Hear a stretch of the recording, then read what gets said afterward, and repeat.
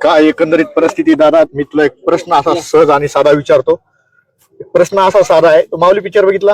हो, बघितला. कुणाचा पिक्चर आहे? रितेश देशमुख. काय त्या रितेश देशमुखची भूमिका त्या पिक्चर मध्ये आहे? त्यामध्ये विलन कोण आहे? आता आता तुमच्या समोर त्या विलनच्या भूमिकेत कोण आहे?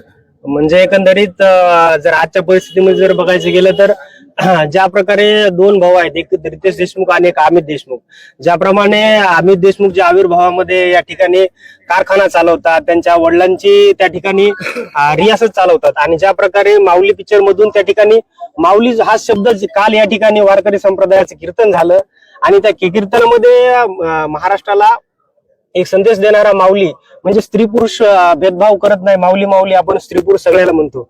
आणि जर तुम्ही जर माऊली म्हणून जर त्या ठिकाणी माऊलीचं समर्थन करणार असाल, सगळ्याला माऊली म्हणत असाल, तर अमित देशमुखला पण या ठिकाणी चान्स आणि एक संधी आहे की सगळ्या शेतकऱ्यांशी तुम्ही माऊली म्हणून त्या ठिकाणी तुम्ही वावरावं, असं रितेश देशमुखनं पण त्या ठिकाणी अमित देशमुख त्यांच्या बंधूला सांगावं, अशी या ठिकाणी. समोर जे संग्राम म्हणून आहेत, जो विलन पिक्चर मध्ये होते, त्यांच्यासोबत रितेश देशमुख कसे वागणार आणि त्यांना ते संदेश देणार का? ज्या पिक्चर मध्ये तसं सांगतात ते सत्यात तसे वागणार का? तर सत्यात तशी वागावं अशी अपेक्षा आहे की कसं आहे, त्याच्यामध्ये काय की ते झटका लागावं आणि ते काय ते सुटाव, दारू सुटाव.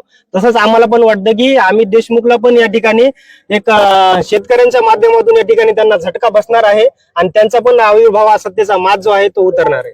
ते याच कारखान्याचं जे युनिट आहे या ठिकाणचं सायखेड्याचं, त्याच्या युनिटला ते भाव कमी देतात. त्यांच्या हद्दीमध्ये जे त्यांच्या परिसरामध्ये जे युनिट आहेत त्यांचे, त्या ठिकाणी चांगला भाव देतात का? त्यांना त्या ठिकाणी राजकारण करायचं म्हणून त्या ठिकाणी व्यवस्थित भाव देतात, या ठिकाणी राजकारण करायचं म्हणून करतात का?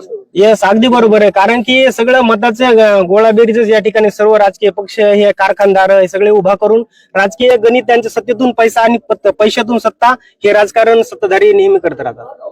नक्कीच आपल्यासोबत